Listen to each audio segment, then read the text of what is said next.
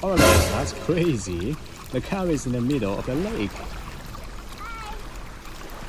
And there are people in the car. You guys need help? Alright, I don't think so. Oh, they seem very happy. This car is actually called Yangwanjiu Ace. That's one of the cool features of this car. Floating and driving on the water.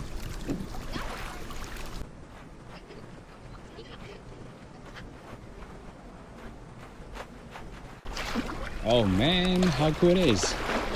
So what do you guys think?